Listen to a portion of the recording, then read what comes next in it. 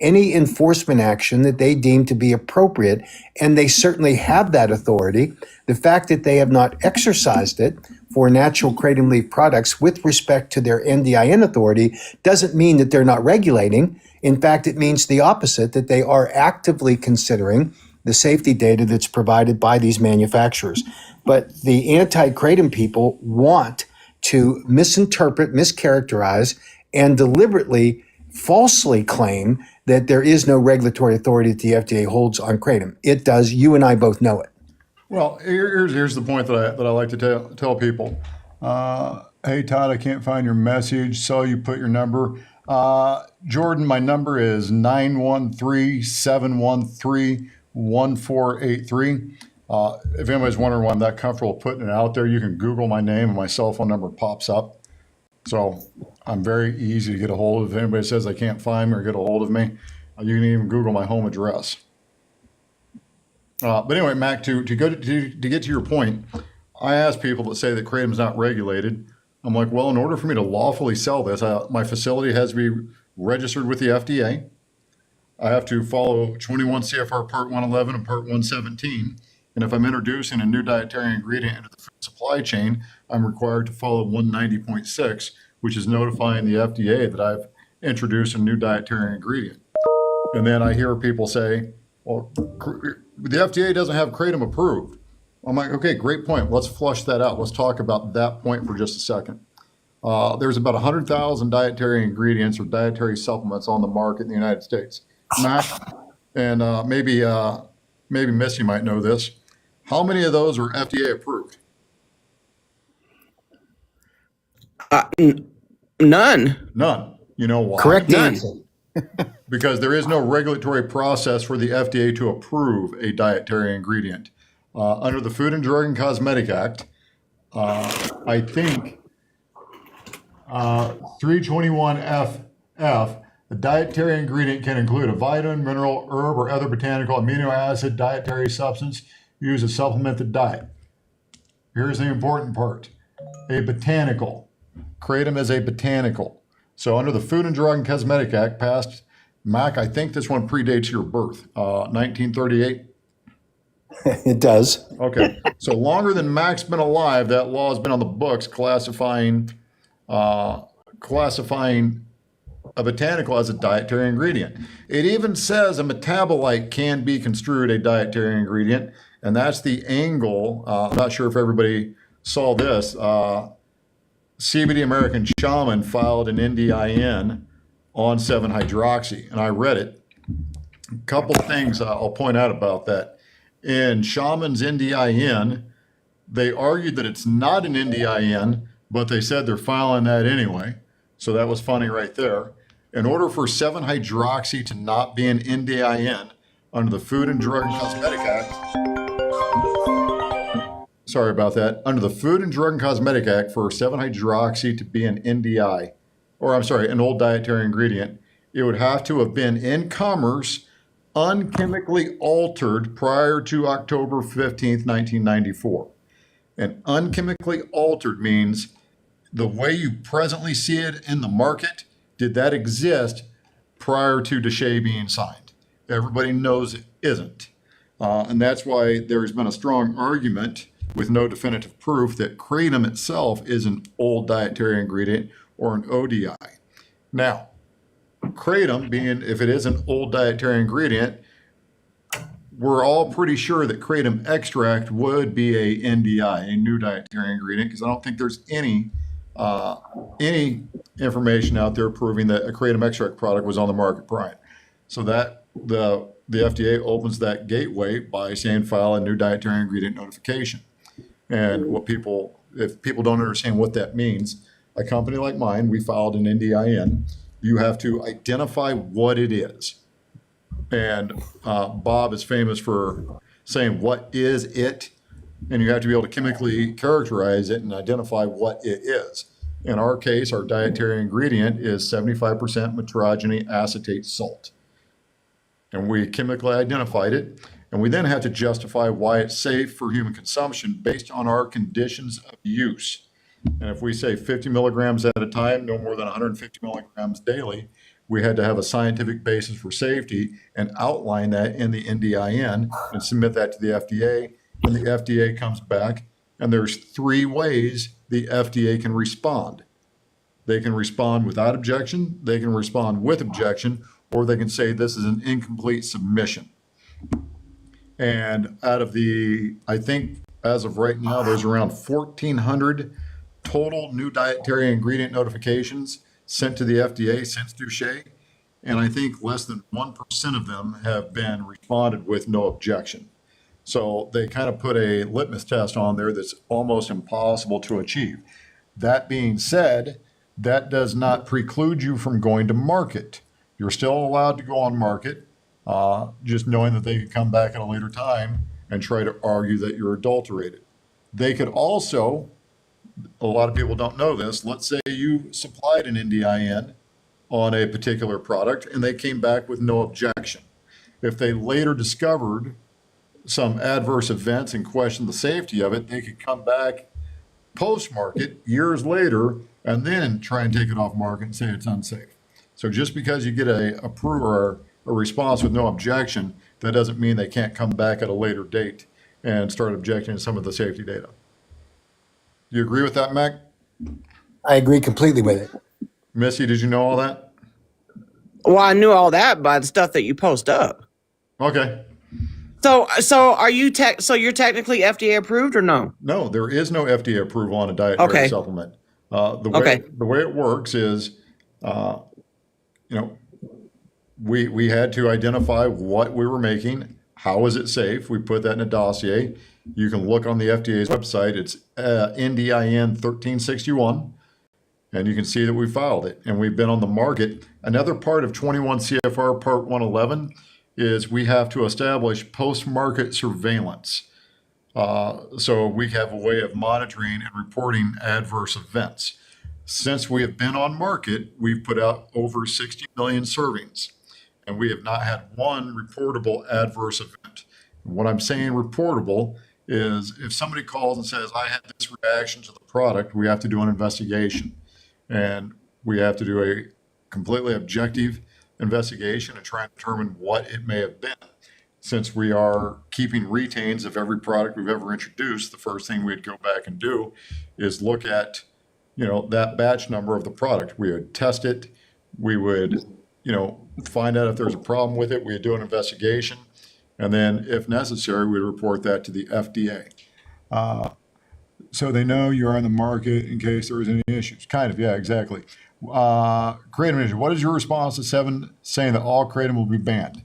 Well, if you look at the way the DEA has scheduled 7-hydroxy, they didn't schedule the molecule, they scheduled the amount of the molecule that identifies an unnatural amount of 7-hydroxy in there.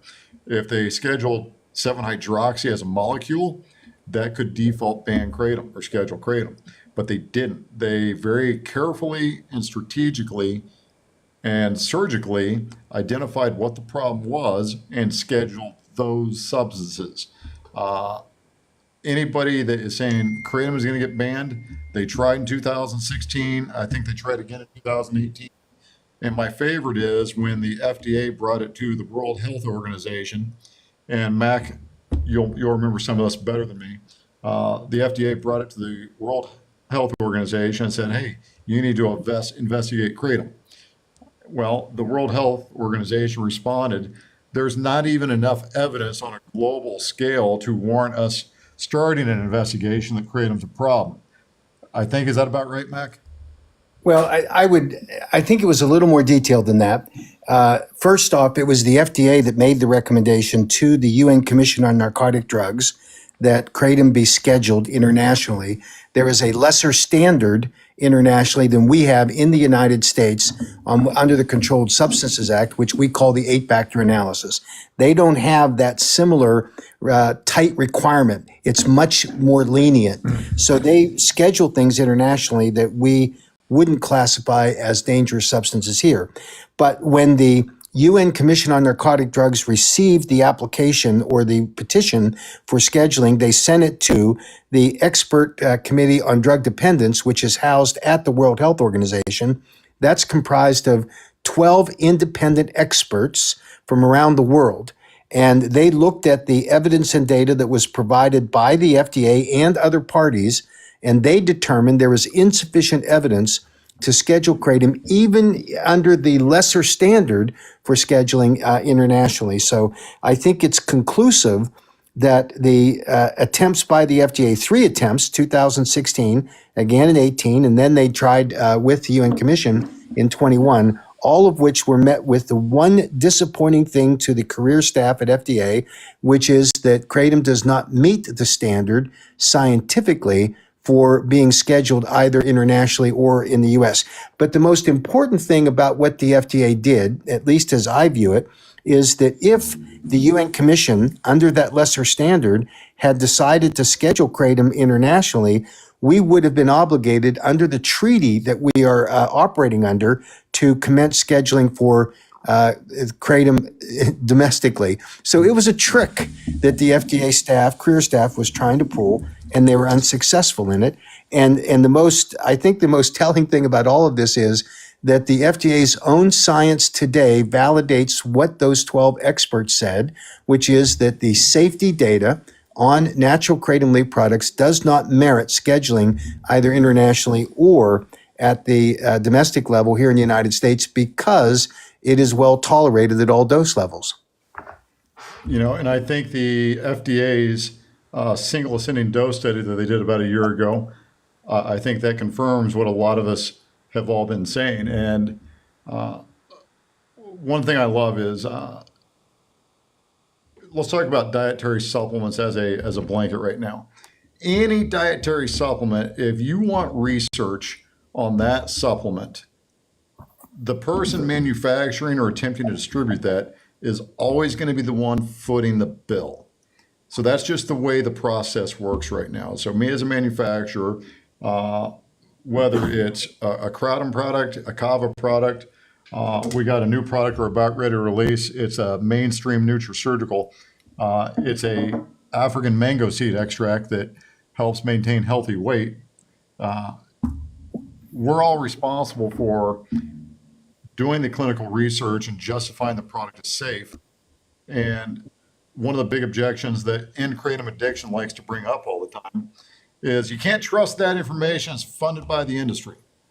Well, who's gonna fund it then? If we're not gonna pay for all the funding of the science, who is? Well, then the one time the FDA foots the bill for the funding and they come to the conclusion that, well, we didn't really have any major adverse events related to kratom during the single ascending dose study. Then they throw a fit. Well, it didn't really prove that. Well, yeah, it did. So when we do the studies, you don't like it because we're paying for it. When the FDA does a study, you still try to contradict the veracity of the science. So I don't think with some of these people, they're interested in facts, logic, or reason. They have an issue with it, and they're going to dig their heels in, and that's their position. The thing that bothers me is I think some of the double standards, and I'm going to bring you up for a second, Mac. And everybody knows this, so I'm not throwing Mac under the bus.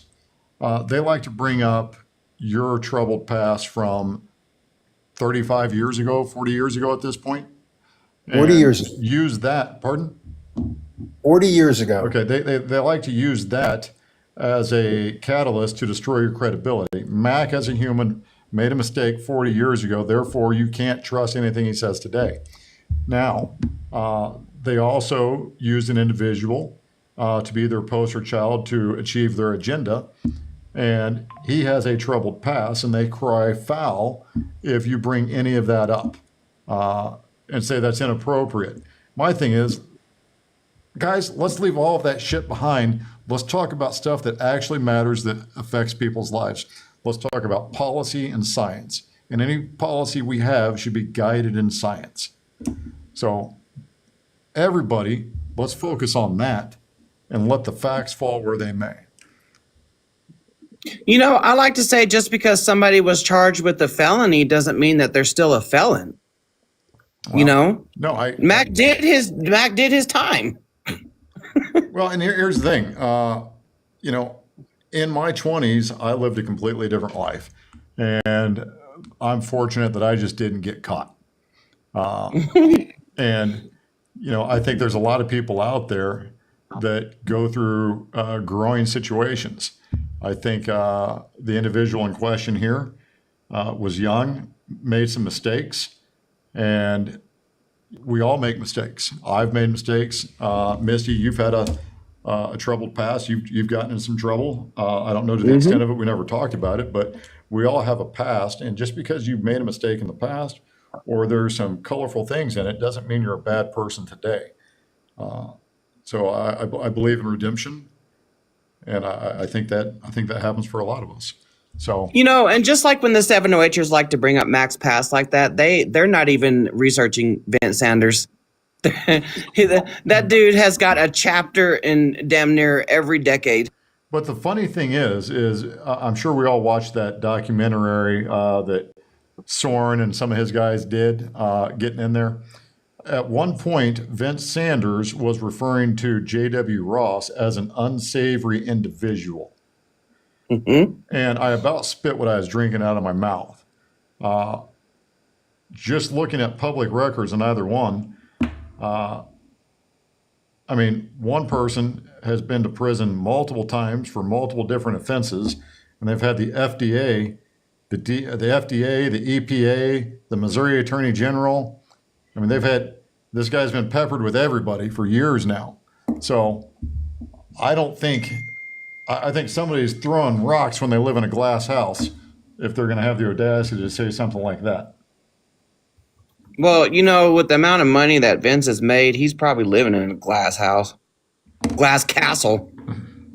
Oh, you bring up another argument that people make. One of the arguments is, and I hear this every day when I engage somebody from the 7-hydroxy side, you're just mad because of lost revenue. Couple things real quick. And I don't care if I say it now. Mac, I provided a white paper to you and a lot of other people back probably it would have been possibly 22 or early 23 when 7-hydroxy first started coming out. I documented an SOP on how to make it. We made 7-hydroxy. Let me be clear. We made a small amount to prove the science, not to get to a scalable operation. And we did it. And my argument is it's very easy to make. If at any time, we have one of the larger extraction facilities in the United States. If we figured that out, how to scale that, to switch some stuff over to manufacture 7-hydroxy wouldn't have been hard. It's just knowing what it was and how it would eventually affect the market. We knew better than to get involved with that. And I'll steal a quote from Spider-Man. When Peter Parker's uncle looks at him, he says, "With great power comes great responsibility." I kind of look through that lens, just can make it show it. So to the argument of, well, by golly, Todd, you're just mad because it's taking your market share. If I wanted to, I could have made the shit 4 years ago or 3 years ago, whenever it was at this point, and I decided not to because I believe it is a dangerous product as is. I'm also going to say something that'll throw some of you for a loop. I don't think Schedule 1 is appropriate. I think Schedule 2 or 3. I think if done under clinical settings and manufactured under the appropriate settings, bringing a new drug to market, it might be a more suitable replacement for a traditional opioid. We're never going to know because greed took over and people threw this out as a dietary supplement. I don't agree with the Schedule 1 classification either, but that saying, the American Kratom Association shot itself in the foot. I can't stand that saying. Yeah. 708 shot itself in the foot. Yep. They could have done this a completely different way, but they had to come in, grab their money real quick, and then bounce. Well, I bring up a point. Well, I read. I don't think I clarified this. I read Vince's NDIN, and a couple arguments that the 7-hydroxy community said for years. You can't overdose on it. It doesn't have any cardiac or pulmonary interactions. Narcan can't resuscitate you. Hold on one second. In Vince's NDIN, it's there in black and white. They identify it has cardiac depression, pulmonary depression. They acknowledge it's highly addictive. They also acknowledge Narcan can reverse the effects. It's in. That's all true. Go read it. That's all true. Yeah. But where did they get that information from? Who did they study it on? The Beagles? I mean, if you read the Beagle study, if you can stomach it, it confirmed what a lot of us thought. The first swing at the Beagle study, the Beagles got sick, and then they had to reduce the amount they were giving them just to conduct the clinical study.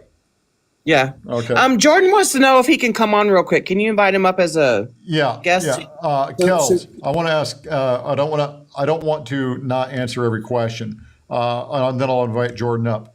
Kels, what are your thoughts when people say they can make it at home?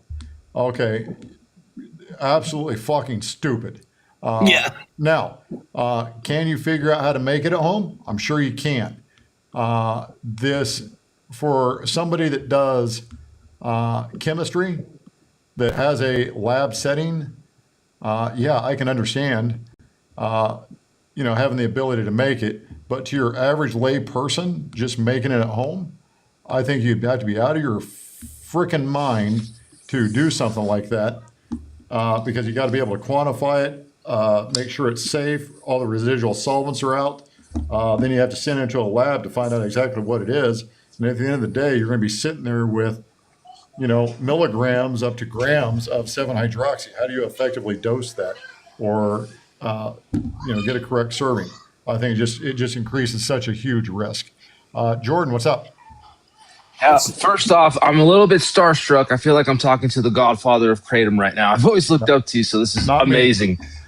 Yeah, no, definitely you. There's 3 or 4 that I've always looked up to, and you're definitely one of them, I appreciate 100%. that.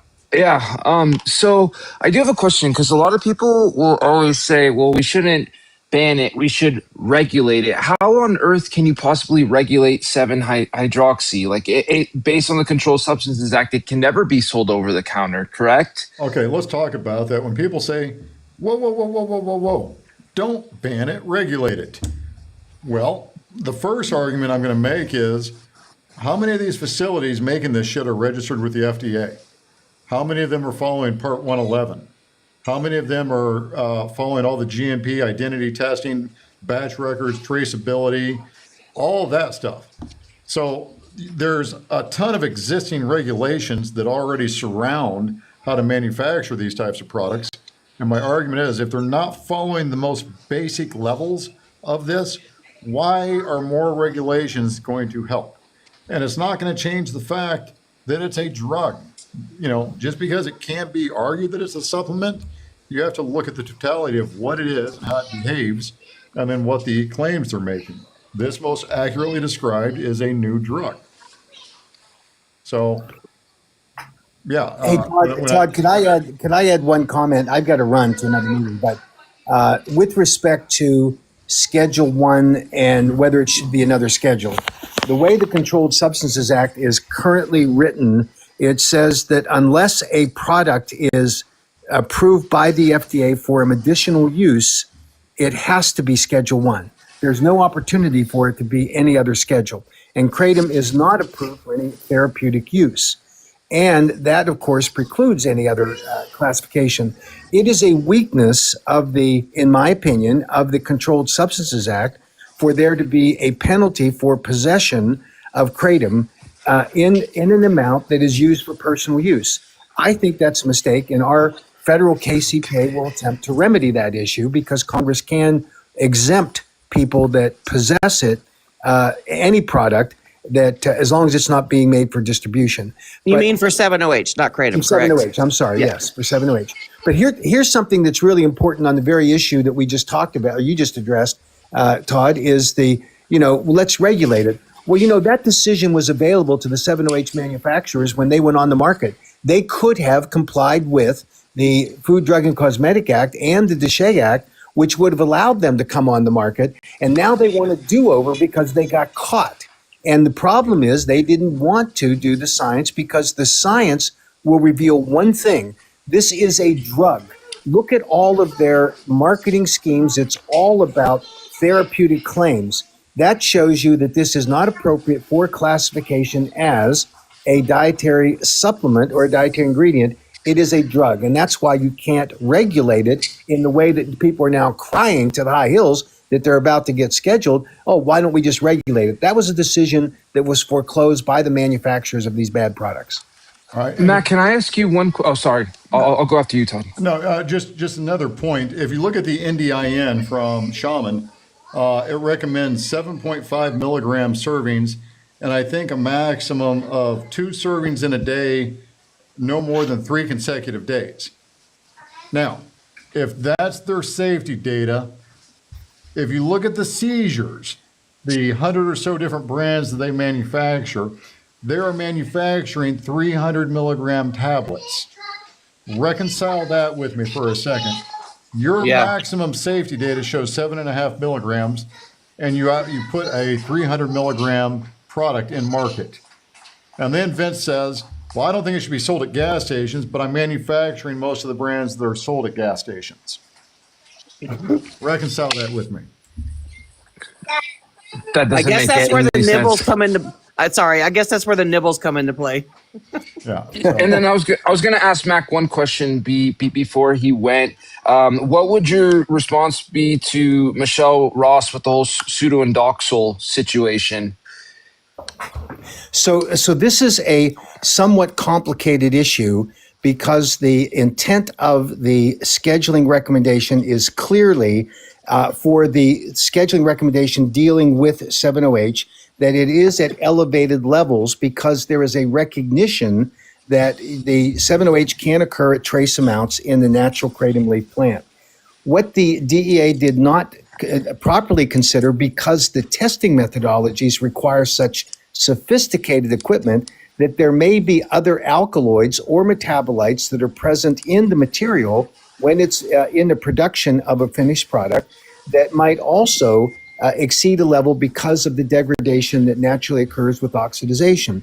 But they didn't have that information available to them, the DEA did not, because it requires such sophisticated equipment that typically would not be available to any testing laboratory at the time. So there is a legitimate question, and I think the DEA I know they are currently considering how they can modify this to ensure that they're not trying to trap a naturally occurring level of any of the other alkaloids, which includes pseudoindoxil, so that they don't improperly restrict access to natural kratom leaf products. So I think we'll watch and see what the DEA does. I know that this issue is a Hail Mary being issued by Michelle Ross and others because they're not properly taking into context what the actual testing methodologies that are typically used to identify the various components or alkaloids in this case, or metabolites of the kratom plant. It is true for other substances too.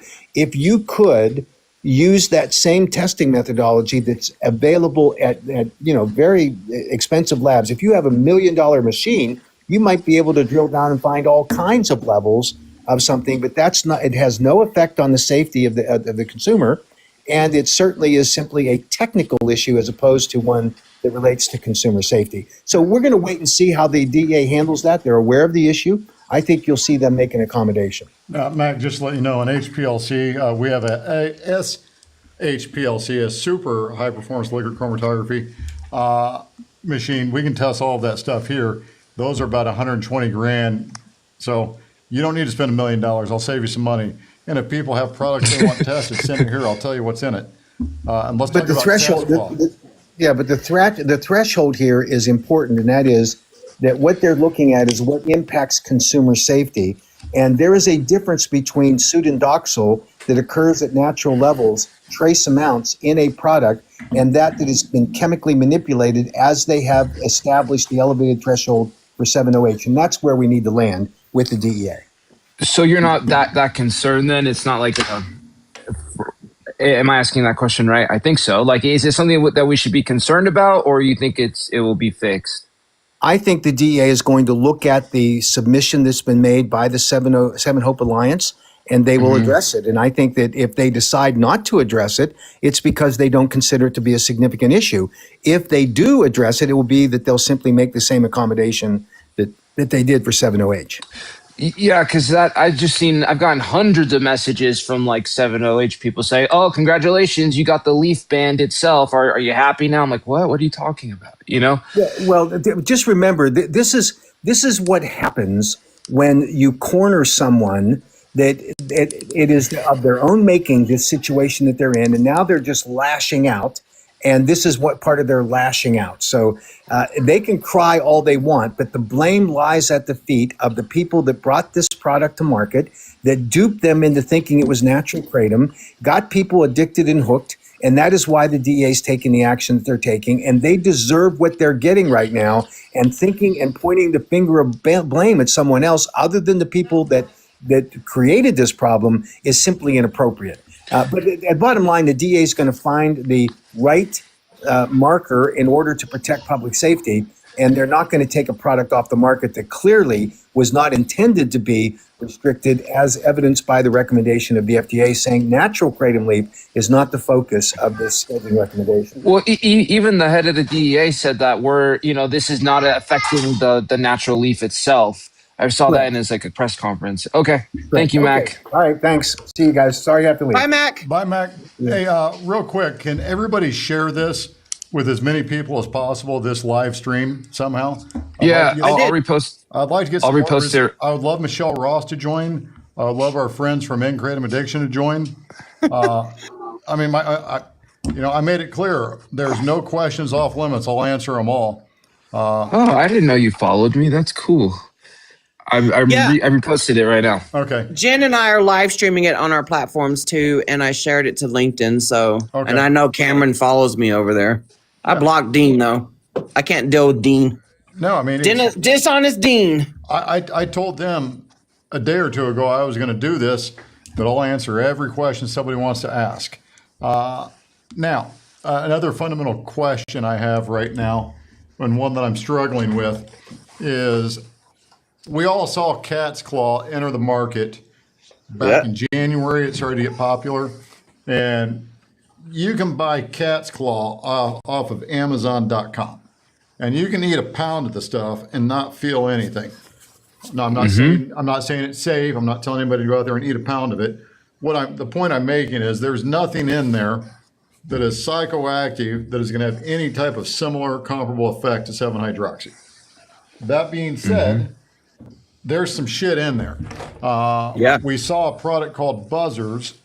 Buzzers is manufactured by the same guy that did the 7 ohms ice cream cone. And he's saying that it's all 50 state compliant.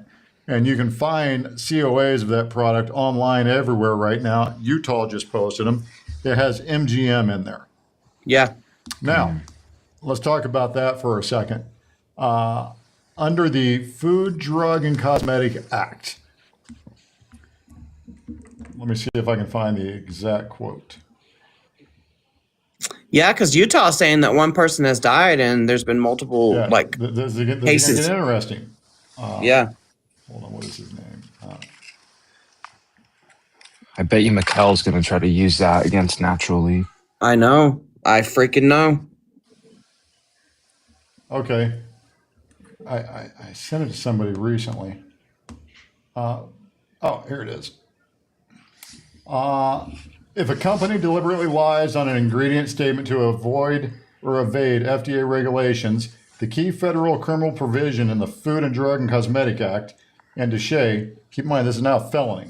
If you are deliberately putting an ingredient in a product and not putting it on the label to avoid being regulated, that's a felony. Yeah. You can be charged criminally under the Food and Drug and Cosmetic Act, 18 U.S.C. 1001, false statements to federal government, 18 U.S.C. 1341 and 1343, mail fraud or wire fraud if false labeling is part of a scheme using the mail or interstate commerce, misbranding, 21 U.S.C. 343. There's a bunch of different laws they can start going after for right now. If you're going to see this, I guarantee you, over the next couple months, if scheduling does happen next week or the week after, you're going to see people get charged under the Controlled Substances Act and the Analog Act for doing shit like this. So be real careful. And I was talking to some distributors. Be careful on what you carry. Don't trust everybody's COA. Use common sense. If they say they got a product that can replace 7-hydroxy and it's got a proprietary blend of alkaloids in there. The whole entire bullshit of labeling stuff as a proprietary alkaloid blend, that's mislabeling, that's misbranding. So When we were at Champs, all the times I've been to Champs, and I'll stop and talk to the people at booths and look at their ingredients in their products. A lot, like 99% of them say proprietary blend, and I was like, "What is that exactly?" And someone said to me that it's the vendor's secret recipe. well, They were like, "You'll never know what's actually in there." that's called mislabeling or misbranding. That's illegal. You got to tell a consumer what they're taking, especially if it has a psychoactive effect. 100%. And also, if you want to schedule another live, and I can go live from my main account and like bring you up as a guest, you can do presentations. I usually have like a lot of people watching, typically like 200, maybe 150. So if you want to schedule that for any time, I think everyone needs to hear everything that you're saying. I'm more than happy to do that whenever you want to. I'm also going to start doing I'm going to just do a couple live broadcasts every week. I'm going to do one about kratom's regulated by the FDA, prove me wrong, or kratom's a lawful dietary ingredient, prove me wrong, something along those lines. And then I'm also that'd be so good. I'm also going to do a weekly GMP update, and I'm going to pick an SOP that's required under 21 CFR, and I'm going to demonstrate what it is, how we do it, and why it's important. I think that'd be amazing. So, yeah, that would be great. We got Christopher Botanicals in the comments. Hi, Chris. Facts and science, he says. Yep. All right. Somebody asked about, hey guys, do you know SR17? I know it just got scheduled. It just was coming out to a certain degree. I had just heard about it about a month before the scheduling. I haven't researched it. I don't know what it is. I couldn't give you any intelligent comments on what it is other than it appears to be another opioid-like substance. I'm not going to comment if it's good, bad, and different. I don't know. I don't know a lot about it. All we know is that it was being touted to get people off of 7-OH. Yeah. Now, I got to be careful on what I say as an owner of a company. I can't make any health claims. I can't make any structure function claims. I can't say, I've had people ask me, well, how do you use this to do that? Well, that's medical advice. I'm not a doctor. Okay. Dana, is it actually scheduled? I thought it was included in the upcoming schedule. It's not scheduled yet. It's on the same docket as 7-hydroxy and all the others. SR17 is going to be scheduled. Tianeptine, 7-OH, MGM15, MGM16, metragenine, pseudoindoxil. Yeah. It's crazy too because the 7-OH company, Kama, I think it's Kama or something like that. They were producing SR17, at least what it said, but it was really just more 7-hydroxy. I saw that dude's video. Yeah. The actual product says SR17 on it, but the guy started taking it and did not know why he was going through withdrawals. It was actually 7-OH. I mean, I don't trust anything from a 7-OH company, in my honest opinion. So I don't know what it was, but what is the Misty? What is the lady's name that does the Kratom Gals podcast? Is it Madeline? Yeah. Okay. I did her podcast about a year ago, maybe a little less. And on that podcast, she was kind of tap dancing around 7-hydroxy at the point, and I got her to acknowledge and agree with me that you cannot consume 7-hydroxy responsibly. Did anybody watch that podcast or remember me saying that? I remember watching it a long time ago. Okay. I didn't see it. Can you explain? Well, my argument is there's no way you can responsibly take 7-hydroxy. And here's my argument. And it goes back to the Food and Drug and Cosmetic Act and DSHEA. When you look at the manufacturers and distributors of these products, are any of them registered with the FDA? No. Are any of them actually GMP certified or following 21 CFR? Are any of them truly identifying all of the raw ingredients, have batch records for every batch, have the ability to recall, all of those things? Do they have any safety data on their actual formulation, their serving size, any of that? No. No. No. Okay, how can you consume a product? Explain to me the manufacturing process of 7-hydroxy, how it's made, and the people who are making it versus a well-ran meth lab. What's the difference? It's I chemical. get the Well, point. like Chris says, it's chemical soup. Yeah, controlled reactions. Just asked a question. Has the AKA standardized a serving size for metrology standard testing? No, they haven't. All of that's going to be on the that's going to be the responsibility of the manufacturer introducing a product. A manufacturer has to have a scientific basis for safety prior to market entry. And that's up to the manufacturer to have that scientific research done and be able to justify. And then standard testing under 21 CFR Part 111, you have to have a process to test and identify what the product is and on a consistent basis. And there's no guidelines under Duché or the Food and Drug Cosmetic Act that you have to use a third-party laboratory. It's on the manufacturer's responsibility to, have everything done in accordance to make sure it's a pure, wholesome product that's unadulterated. I have a question on on my live stream. It says, "Why are Dr. Smith and Dr. Boyer saying 7-OH is not an opioid when the other kratom experts say it is?" We're splitting hairs here.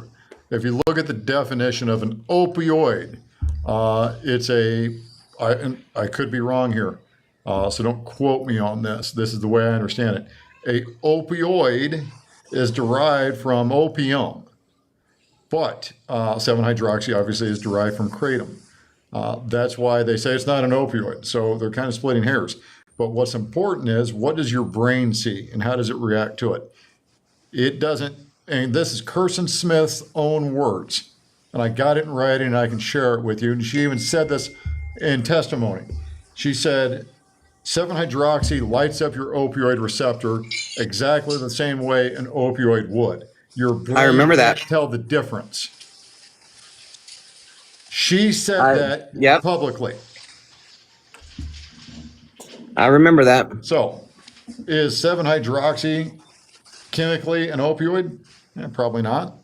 Does your brain know the difference? No. So what difference does it make? I mean, isn't an opiate derived from the poppy? I believe so. Yeah. Chris, I want to clarify. Some research shows 40 milligrams of metrology no more than 2 times per day, but that isn't published officially yet. Who did the research? Dr. Aaron Berthold. Pardon? Dr. Aaron Berthold. Okay. Well, she was referencing a research study or something like that that was done in, I believe, Thailand or something. Okay. She was just talking about that on our live stream that we had last week. Okay. Well, I can say that somebody was the doctor of record on my NDIN, and the science that we concluded to was 50 milligrams a serving, and that's of my acetate salt, and up to 150 milligrams per day.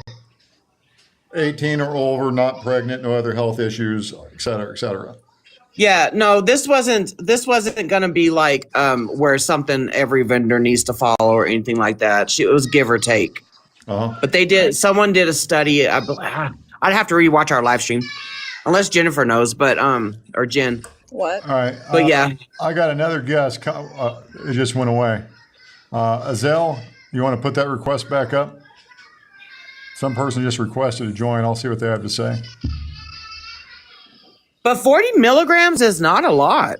No. No. I remember Johnson Foods, one of their NDIN studies, in a blind placebo study, like 90% of the participants couldn't identify the difference between 30 milligrams and a placebo. When you Yeah. rose that to 50 milligrams, 100% of people knew they got something. So that was one of their things. Somebody just tried to request going live. If you hear me, feel free to, I'll put you up.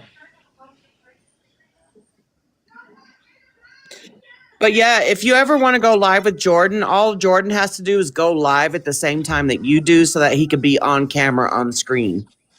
Okay. Yeah, we can set that up for the next few days. No problem whatsoever. I think it'd be great to have someone with your knowledge on there, especially from the manufacturing side. Yeah. Yeah, I would love. I mean, my goal is to. I want to start talking about GMP policies, receiving, identifying, formulation, recall, traceability. Those are things that I think a lot of people need help with. I mean, and there's a manufacturer out of Austin, Texas, that is very vocal. And I'm trying not to call anybody out by name. He's a kratom manufacturer. Doesn't make 7, but he's arguing against the scheduling. And I've had conversations with him, and he's all for the KCPA as long as it's not so restrictive. It makes it hard for him to manufacture. And Oh, I think I know who you're talking about. the point that I keep making to people is 21 CFR is the starting point, the lowest level you should be able to achieve. And that's not the finish line, that's the starting point. If you don't have, you're manufacturing a product that people consume, that people put in their body, that people use, that people use as part of their natural wellness routine. And they need to know that it's made in a clean environment, that it's free of any adulterants, that it's a wholesome product, that it's safe for human consumption. And God forbid, if there's an issue, you're able to recall it, and you have the sophistication to know who bought what batch number. And if there is something wrong, you can go back to all your raw ingredients and analyze where the problem came from. Somebody says, I love your extract in the dropper. I was the first person to put kratom. I was the first manufacturer to put it in a dropper, and here's why. I came from the CBD industry, and every CBD product had a dropper top in there, and it just made sense that if you're going to take a product, how do you figure out what you're going to take and how many milligrams, that type of thing. So I thought a dropper was the easiest way to give a precise serving. If you're drinking a quarter of a bottle or 3 cupfuls, I just think that's a bullshit way to do it.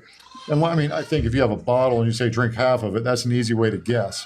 But if you're going to, have multiple, like 3, 4, 5, 6 servings in a bottle, that gets a little bit more complicated.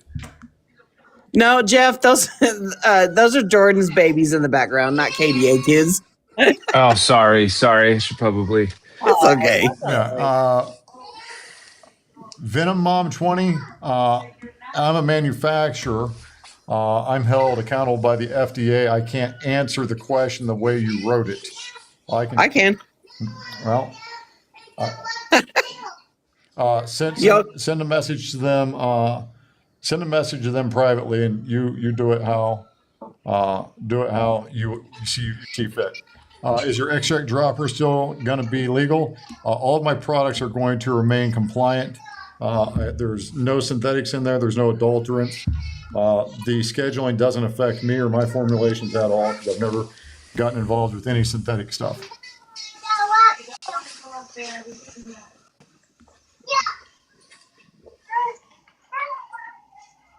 I see Kibby Fulton in our live chat comments. We're the AKA put out an email today about Ocala, Florida. So, everybody needs to go check your AKA emails.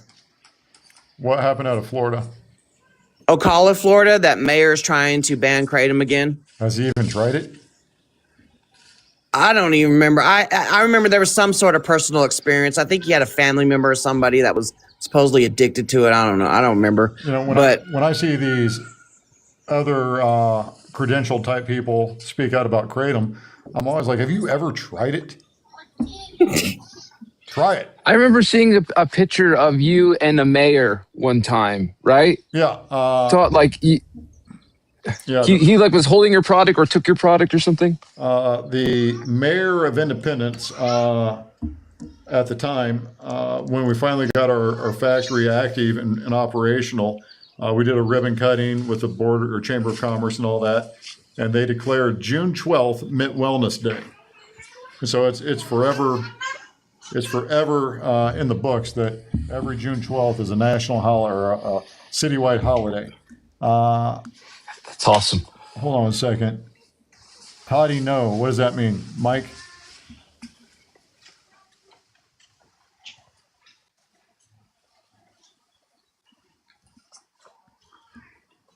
Oh, so Kibby's saying it was him. He's a recovered addict. So I guess he did try it, Kibby? Or was on it? I don't know. He's one of those mayors that you could totally tell he's got a big ego. Power trip. But yeah, It's kind of like the what first happened hearing, in Pennsylvania. yeah, exactly. When the first hearing went down, Kibby owns Muddy Lotus Tea Bar in Ocala, Florida. It's like a Kratom and Kava bar. And she recruited a whole bunch of people that showed up, against banning Kratom, the sale. They're trying to ban the sale of it. And it looks like they're going to have to do another round of that. Well, What happened in North Carolina though? I thought North Carolina was okay, and now I see something else in North Carolina. Yep, we got crap popping off in North Carolina. Let me go read the email. Reread the email, I mean. who is, I see Mitcher Man just joined, possibly. Did Mitcher Man join? Yeah, who's Mitcher Man? I'll let him expose himself. Hey, he's a good dude. He's a good dude. Yep. Really nice guy. Yep. Is his wife part of the Kratom Gals? No. No. Okay. No, yeah, there's that blonde girl that's married to somebody that has a Kratom company. And he's pretty vocal on TikTok. I've seen him post stuff about it being banned 7-hydroxy. That's Mitch Respect. Okay. All right. Yeah. Yeah. I don't know if it's a filter she uses, but her eyebrows are like really, really high. So I'm not saying that I'm not trying to make fun of her or degrade anybody like that, but it's just, that's one thing I remember about her. I don't understand when a Kratom only company supports regulation of 7-OH. I don't understand how people don't understand that 7-OH is why your Kratom only company has took a hit in sales. Now, I don't understand that. well, I meant to bring this up earlier. 7-hydroxy has affected my sales exactly zero, because month over month, year over year, we've consistently grown. So, when I hear the accusation, well, Todd, you're just anti 7-hydroxy because it's affecting your sales. Bullshit. We've gone up every year. Number two, if I was that worried about it, I'd start making it. It's not that complicated. So anyway, that's me personally. Okay, Mike, can I ask why so many companies are risking shooting themselves in the foot with gas station crap? Mike, I wish we were at a place in the United States where Kratom was universally accepted, to where I think it belongs more on the shelf of a supplement super shop, a Walgreens, a CVS, as a traditional dietary supplement. I would like to get to a place where that is the type of products that people are buying and consuming. And if you look at the marketing of Mint Wellness, the original lineup, it looked like a dietary supplement. I didn't market it with bright, flashy colors or anything like that. It was very clean, contemporary. It looked like it belonged on a shop of any other dietary supplement. And a lot of what we do is we white label for other manufacturers. and they would take our formula and put their smoke shop spin on it and go out there and absolutely do amazing numbers in sales. And it just got me thinking, if people want to, why are people buying my competitors' products that I make 100 times more than they're buying mine? So we created some smoke shop looking items with our standard formulas in there, and they've done quite well. But yeah, Mike, to answer your question, I talk to everybody I can about how do we progress Kratom to where it's now on a mainstream dietary supplement shelf and no longer at gas stations and smoke shops. But unfortunately, that's the distribution model today. Okay, let me clarify about the Ocala mayor. So Kibby is saying, I'm not saying he tried it. I'm saying that he should know about it. Yeah, I remember something personal when he was talking about it. I don't know. He's just trying to get it banned. Well, I remember when Kansas City came out and said they were going to schedule, or they're going to ban Kratom, 7-hydroxy, all hemp, all that stuff. I sat down directly with them for hours going over what it was, taking tours of our facility, showing how a responsible manufacturer makes it, gave them my reason. I mean, I don't know how many times I met with them down there at City Hall. And they came out and they voted unanimously 12-0 to ban all the synthetics and regulate Kratom. Then Independence did the same thing. Blue Springs did the same thing. Lee Summit did the same thing. But here's one thing that scratches my head that I can't understand. We had senators and representatives in Jeff City, Missouri, state level lawmakers, that they banned hemp-derived isomers. They banned them because they thought Delta 8, hemp-derived Delta 9, THCA flower, they thought all of that was too dangerous. And those same people took money from Shaman and refused to ban 7-hydroxy. Ooh. And I don't forget shit like that. How can you be that morally compromised to where you got to get rid of THCA, it's too dangerous, but God, 7-hydroxy is helping people. We can't ban that. Mm. And where was that again? In Missouri, state level. That's why the KCPA did not pass state level. yet again. Because I see. there were a group of people that were adamant 7-hydroxy has to get banned. And it's a whole lot easier to kill a bill than it is to get one passed. That's why Florida's KCPA didn't get updated. Yeah. Money got wasn't there thrown. a lot of money? A lot of money got thrown. Yeah. And there's a movie from, I think, the late 80s or early 90s with Eddie Murphy, and it's called The Distinguished Gentleman. And it basically outlines, I think it should be a fucking documentary, not a comedy, because it outlines, there's this lobbyist talking to Eddie Murphy, and he's a congressman, and he says, if you're against this, I got money from these groups for you, and if you're for it, I got money from these groups for you. And then Eddie Murphy says, with all this money going back and forth, how does shit ever get done? He's like, that's the beauty of it. It doesn't. That's true. It is true. It is true. Mike, this is something I don't like to publicly acknowledge, but you can Google it and find out, so I'm comfortable talking about it. I was the chief operating officer for CBD American Shaman for an extended period of time. And the straw that broke my back, what made me walk and start this, was when he has a son named Stephen Vincent Sanders III. He came back from Philadelphia.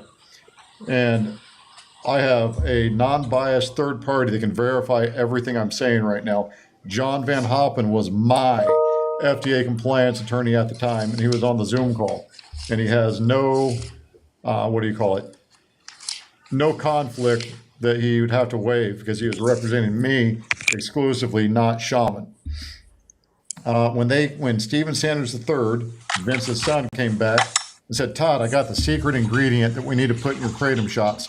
He's like, I'm convinced this is what OPMS is putting in their shots, which I know is total bullshit. But he said, you got to start putting tianeptine in your Kratom shots. I'd never heard of it before. So I got John on the phone, and we had a Zoom call. Vince was there, I was there, Stephen Vincent the third was there, and I was like, "Hey, John, I got a couple questions for you." We were talking about labeling because at that time, do we call it product info or do we call it supplement? There was different guidance on how do you properly label a kratom product. But anyway, I said, "John, what do you know about tianeptine? I've been told that's an ingredient I need to start putting in my kratom shots." And John said, "Todd, I'm going to stop you right there. Run, don't do it, don't touch it, stay as far away from it as you can. It's going to kill somebody, it's going to hurt somebody, you're going to get in trouble by the FDA." And I was like, "Right, John, thank you for your time, peace out." And I left, I got off the call. Swear to God on my kids, a week later, I see Vince had bought a couple of kilos of tianeptine, and their chemist was in the laboratory trying to figure out how to make a nano emulsion out of it to make it stronger. And they released Neptune's Fix tianeptine. Google Neptune's Fix. That was Vince is That's him. responsible for that? Oh my God. Yep, that is Vince. Oh my God. That was when I said, "Get me the fuck out of here." Holy shit.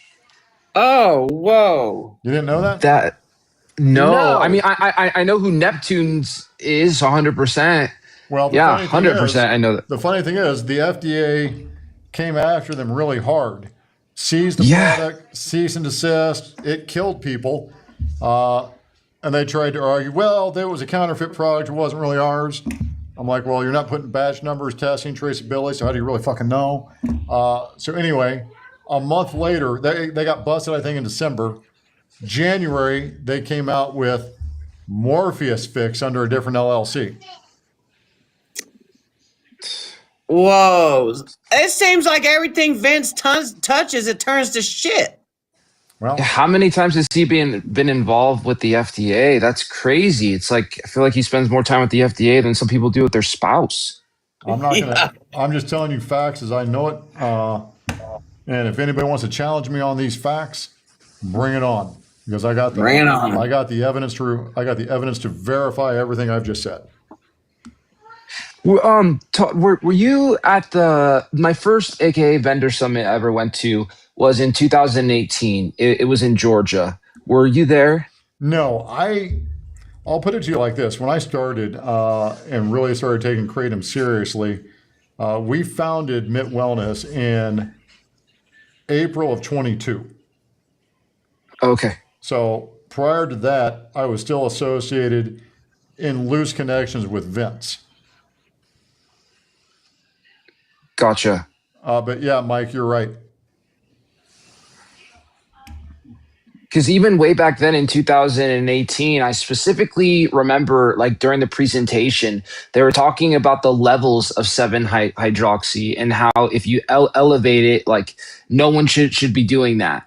You know, this is way back before these products even came on to the market. And now you have the 7OH people's, saying, "Oh, this is like a money thing. This is yada, da, da, da," or whatever else they say. It's like, no, the industry has been saying this for a very long time. Like there were set rules even way back then. It's the 7-hydroxy industry that decided not to listen to those rules.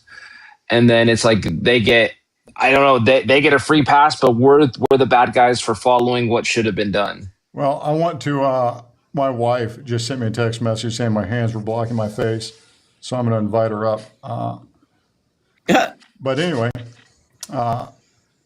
The couple times I met your wife, I freaking love her. I love her vibe. I just I love know her. she's the greatest. She's just the nicest person you would ever meet. Hey, Nicole. Hello. But I'm anyway, the colored hair girl. Oh, there you go. right now, Nice to meet you. I want to Nice to meet you guys. I want to bring up a point. There's a difference between product labeling and product formulation. Let me explain. And I know everybody here has heard this argument. OPMS was putting 7 milligrams of 7-hydroxy in their shots all along. Bullshit. Bullshit. You got to keep in mind, kratom companies have always been in a gray area on how do you label products to be as compliant as possible. And if you read OPMS's label, it says less than. Everybody knows the little V or whatever you want to call it, the less than sign, if I can do it. less than or greater than. It says less than 7%. So if you look at 180 milligrams and multiply that times 2%, that's where they're like, well, it's got 7 milligrams. No, they chose to label it a worst case scenario as an attempt to be as compliant as possible. It did not have synthetic 7-hydroxy in there, and you can go back with bottles that they've shown lab results for years. They all have a natural amount of 7-hydroxy in there. Yeah, the 708ers love to throw that in our faces too. Yeah. OPMS was the original ones, the original guys. Like, oh my God, how can you talk about us today when they were originally doing it? Yeah. I mean, there's been a lot of maturity over the past, I'm going to say 5 years in Kratom versus the previous 5 years. 5 years ago, a lot of companies were still putting product info instead of a supplement facts panel.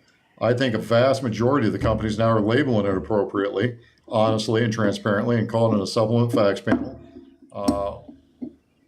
We have, our FDA compliance attorney. I'm not going to throw him out by name, but a lot of you guys know who he is. He's constantly giving us guidance on what is the best way to label a product and why. And, we made the decision back in late 22 to move it from a product info, which doesn't really exist, to a supplement facts panel. That's how we've done it. I was a manager at UPS in my early 20s in the human resources department, and then back into operations.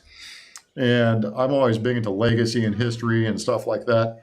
The CEO from the 80s, his name was George Lamb, and he had a famous quote, because UPS is a unionized company, and on the other side of the table you have the management. And George Lamb said, one thing we can do as a company to stay one step ahead of the union is documentation. And as a company, one of our core values is one thing we can do as a company to stay one step ahead of the FDA is compliance. We have made it a goal to build our quality system, to learn everything we can about the Food and Drug and Cosmetic Act, Duché, labeling, manufacturing, traceability, product identity. We're not perfect, but we're constantly trying to perfect our system. And as a company, I'm not worried about the FDA coming in here and auditing us. We've had them in here. I'm not worried about that. We've had the Attorney General in our building. When she was going after the Kratom companies and sending out all the civil investigation demands, we sent her an invitation and invited her out. We have nothing to hide. We're doing things the right way or as close as we can. Are you in Missouri or Kansas? I'm in Missouri. Okay. Yeah, Kansas. So did the AG? Oh, sorry. Kansas City is one city in two different states. And I'll explain that to people. Kansas City was a city before Missouri or Kansas were states. That's what happened. So when they drew the geographical bounds of Missouri, it split Kansas City in two. And years later, Kansas became a state.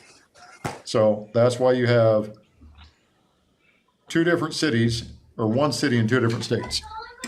So did the AG's mind change after she left your facility? Like, how did that interaction go? Google if I got a civil investigation demand. Would be no, I'm assuming. I'm assuming. I did. Yeah. So. But she took you up on the invitation and came. Yep. Yes, she did. That's awesome.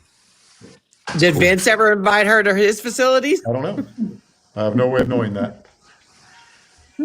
Is that Kayla Kampmeyer?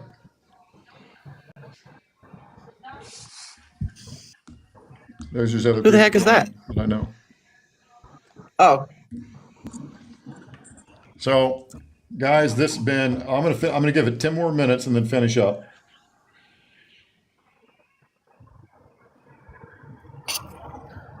So, Nicole, do you still have those lime green high heels? I sure do. That right there was what attracted me to you when I walked in Mitt Wellness's booth. I was like, oh, Yeah, look at the that neon. sold you, huh? Yeah, I have the that same sold me. ones. I have the same high heels. Nicole, are Jordan. those Prada? Yes. Okay. Wow. Now I'm going to tell a little story about my marriage. Sorry, Nicole. That's okay. Bring it, hon. Every car that she's driven of mine, she's ran the wheels along the curb. Yeah. And I've held those shoes in my hands and looked at her multiple times, saying, "I'm going to go scuff these up on the curb, Oh no. just so she knows." You know what, Todd? If you ever want to take us on your private jets, I'm inviting myself. You see, Yeah. I don't own a private jet. My business partner owns a private jet, and I just get to ride for free. Misty. Actually, that's a lie too. I always get a bill. Kibby wants your phone number again, Todd. Who? Kibby Fulton. She's over there. She's the Muddy Lotus Tea community over there in Ocala, Florida. Kimmy, my wife's on the phone. So No, not that. Not that way. all right, you get a pen. It's 913-713-1483. I'll also give you a call soon to set something up. Yeah, I just had for some, like the I just had some TikTok. general feedback for you on some things. Nothing super important, but Okay. it seems like it'll be a pretty easy phone call once you get me on the phone. Sounds good. But I'm just going to say that I went out of my way to invite a few people. And I said ahead of time that there's no question I won't answer. And they always want to call me out and say how full of shit I am. Well, here's your opportunity. And let's talk about the law and science. And we'll let the truth come out where it may. And they never show up. They never show They up. never show up. They never show up. No. They're probably watching our live stream right now on our YouTube And or that's something. great. That's great. I stand behind every single thing I said. Yeah. Hillary, and I don't know her personally. I've never talked to her on the phone. I've always found her to be extremely deliberately obnoxious, and I treat her back in kind. But when I was reading something she wrote, she said she was taking 100 capsules a day. Yeah. That's abuse. Yeah. And I guarantee you're not going to find a single legitimate manufacturer that has a properly labeled product that will say take 100 capsules a day. She was definitely abusing kratom for sure. Yeah, and I know that I see people all the time talk about feel free. Well, man, I was drinking 12 bottles a day and I couldn't get off it. Kyle Clements, I don't know who you are, but I'll bring you up. Anyway, people talking about feel free, and I'm drinking 12 bottles a day. The bottle says don't drink more than a half bottle at a time, no more than a whole bottle in a day. So that's abuse. You better figure out next week how you're gonna pay rent. So Kyle, you came up. You probably don't have no fucking money. I think he might have done it on accident. Oh, my. Well, he he sent a request and I let him up. But I'll go ahead and disconnect. Oh yeah. Wow. I did have a question about the comment-a-thon that the 7OH community was doing. Is it true that like a lot of people are posting multiple comments? Yeah. Like it's not. And keep in mind, with AI and new advanced tools, they have a way to figure that out. So I'm not that concerned with that. And keep in mind, the comment period isn't to comment on whether 7-hydroxy should be scheduled or not. That's not what's open for comment. So does everybody understand? They the were difference? collecting scientific data. Yeah. They're looking for- And they're trying to frame it as them adding their serving sizes in their testimonies that constitutes scientific data. And yeah, Jordan, it's true.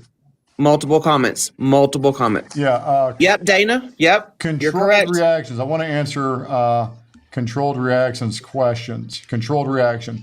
What is your stance on isolated alkaloids versus whole leaf? Are you talking about a natural whole leaf extract product, or are you talking about somebody isolating just metrogenine, speciogynin, specioacetylene? Can you clarify your question? I want to make sure I answer it correctly. I got to get going, guys. Have a great day. Bye, Jordan. Bye. Gordon.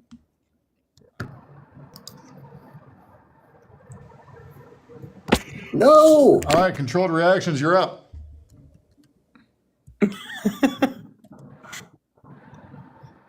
All I heard was no, and then he muted himself. Well, if he wants to clarify his question, I'll answer it. But just to read your question at face value, if you isolate an alkaloid and have 100% pure alkaloid that you're introducing into market, that would be a new dietary ingredient. And my stance applies categorically the same there as it would with 7-hydroxy. What is your scientific basis for safety prior to market entry that your formulation will do no harm?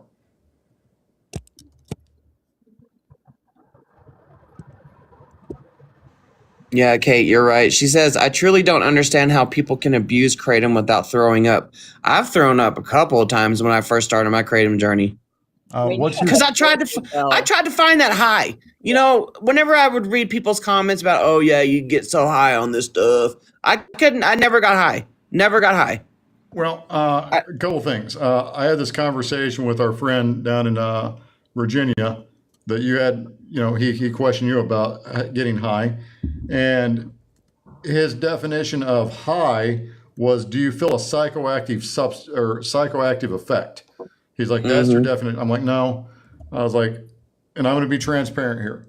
I've smoked marijuana. When I smoked marijuana, I knew I got high. When I overdrink, I know I got drunk. When I tried Colombian disco dust, I knew what I got. I never felt any effect like that I would call getting high or that type of effect from kratom. Kratom just gave me what I was looking for as far as natural relief. Yeah, I just feel like I took some coffee with some pain relieving properties in it. Yeah. That's it. Yeah. I don't get no head high. I can't say that, but somebody asked, Rode, what is your stance on the seltzer drink?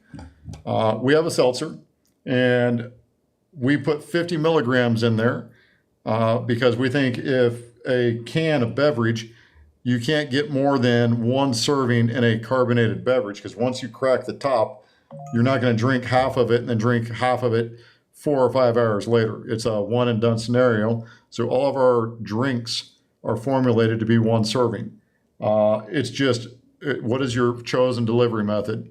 I don't see a fundamental difference between 50 milligrams out of a seltzer versus 50 milligrams out of a tincture versus 50 milligrams out of a shot or 50 milligrams out of raw leaf.